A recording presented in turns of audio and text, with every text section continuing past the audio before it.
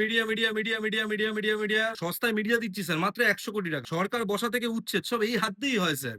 একবার ট্রাই করে দেখুন, 100 কোটি টাকা মাত্র জলের দামে দিচ্ছিলাম স্যার। মিডিয়া মিডিয়া মিডিয়া কলকাতায় রেপ হয়েছে বেহালাতে, স্কুল গার্ল। তুমি জানো আমি কি করছি?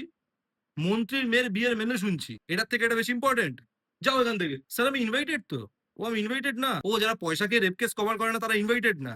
নির্লজ্জ বলে দিতেন, শুনতে আরো ভালো লাগতো। দুটো বাজে, আমার কোট আর টাইয়ের কালারটা চেঞ্জ করো, তাড়াতাড়ি করো। ঘুরছে ঘুরছে রং ঘুরছে, লোকে খিস্তি করছে, করুক না। কত ভালো কোয়ালিটির পেডিগ্রি পেয়েছি বলো তো।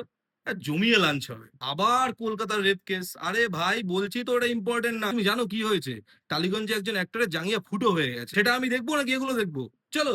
না না, আমাদের এখন সাংবাদিক দরকার নেই। আরে খবর তো সকালবেলা চলে আসে, সাংবাদিক দিয়ে কি হবে? যা লিখবে তাই বলবো, আবার কি? এখানে চাকরি করতে গেলে দুটো জিনিস তোমাদেরকে শিখতে হবে। এক, এত চেঁচাবে যেন অপোজিটের কেউ কথা বলতে না পারে। আর দুই, অন্যের কথা শুনবে না। এই দুটো কাজ যদি তুমি ঠিক করে করতে পারো তাহলে কিন্তু ফিউচারে তুমি এমএলএ হবে। সত্যি এরকম হয়েছে।